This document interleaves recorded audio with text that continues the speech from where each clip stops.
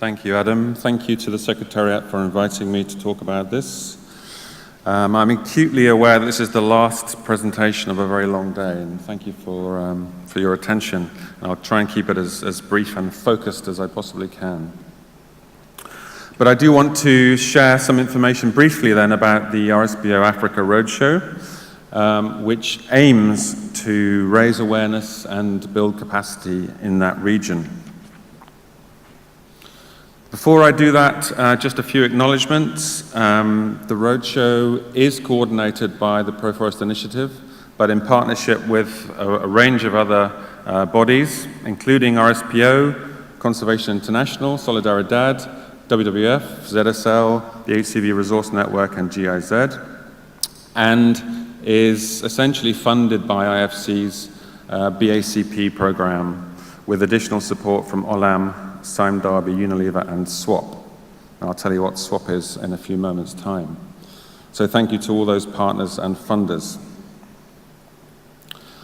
Basically, just three very brief strands to the presentation. Firstly, the rationale for the project, why are we doing this? And really that, we can characterize that as the objective of getting it right from the start in Africa. I'll give you a quick update on what we've done so far in terms of implementation, and a few remarks on future plans.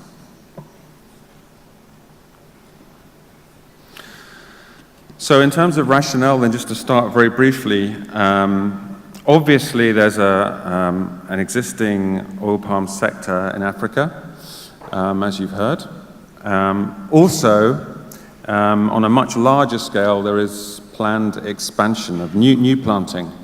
And you've heard that already, and various estimates are that there's between 1 and 2 million hectares already allocated in concessions, so quite large scale. Clearly, that planned development carries both the opportunities and the risks that we've heard so much about already throughout the day.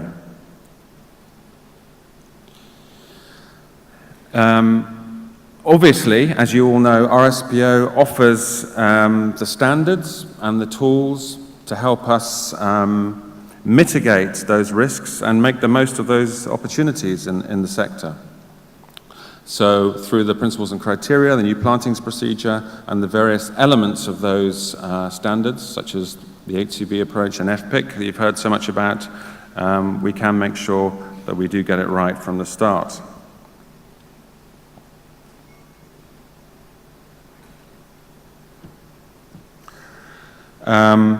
Specifically then, RSPO is at an early stage of development in Africa. For example, there's only one endorsed national interpretation in Ghana. There's only one certificate, I believe, against the principles and criteria in Côte d'Ivoire. And consequently, the level of understanding about RSPO requirements in general, and specifically about the elements of that, is generally low. But, of course, we have this opportunity to embed RSPO-compatible practices at this early stage. And that's what we mean by getting it right from the start. So in a nutshell, that's the rationale for the RSPO Africa Roadshow. In terms of implementation, just a word about objectives to start with. Overall, what the program aims to do is create an enabling environment for the uptake and implementation of sustainability requirements, meaning essentially RSPO, in the sector. And the program seeks to do that in three ways. Generally speaking, through awareness raising and capacity building. Secondly, through the facilitation development of support tools such as national interpretations of the principles and criteria and national interpretations of the HCV toolkit.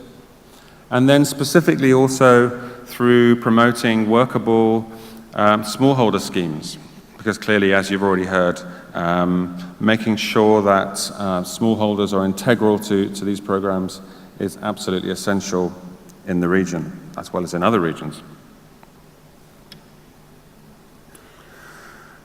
In terms of implementation, what have we done so far? Well, basically, we have carried out roadshow events in the 3 identified initial priority countries, which were Liberia, Gabon, and Ghana.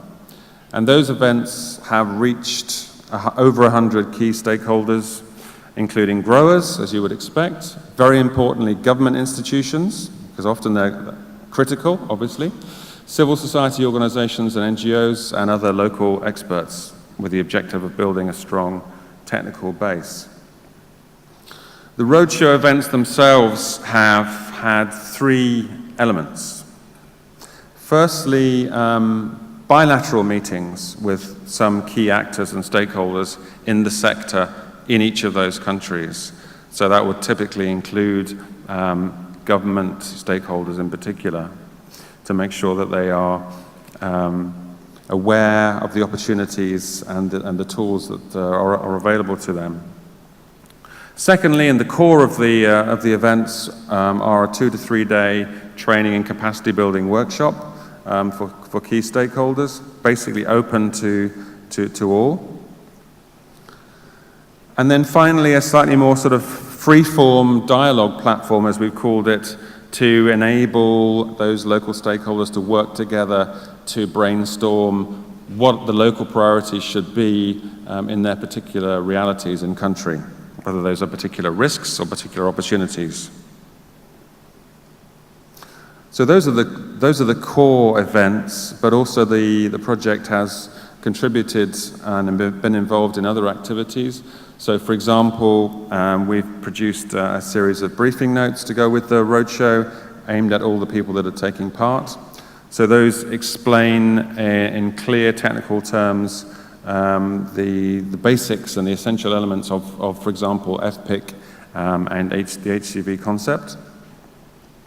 And then various kind of spin-off events, such as the support for the development of a national HCV toolkit for Liberia, for example, and you've heard something about that, I think, already.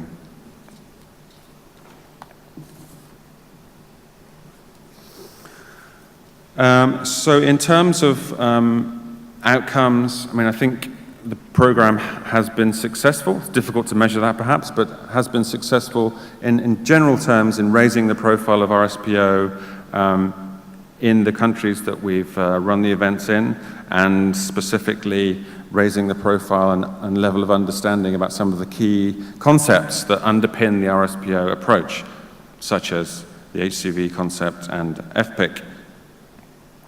And then there have been some more tangible, specific outputs, such as those relating to national interpretation working groups, HCV toolkits, and smallholder modalities in particular countries. And hopefully what we've done is lay the foundations for future, more detailed follow-up activities which the Roadshow can now take forward. And I just wanted to mention very briefly 2 related programs that offer synergies with the Roadshow approach, both of which I've briefly mentioned in previous slides.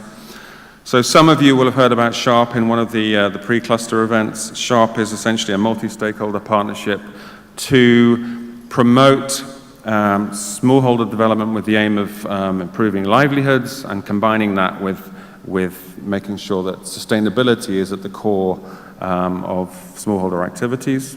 And very specifically, so we have a SHARP workshop in Monrovia next month. And then I mentioned something called SWAP, which is the Sustainable West Africa Palm Oil Program, led by Solidaridad, and again, seeking to combine the objectives of improved livelihoods and sustainability in social and environmental terms. That program's piloting in Ghana and then scaling up to other countries next year. So just that you're aware of those programs if you come across them.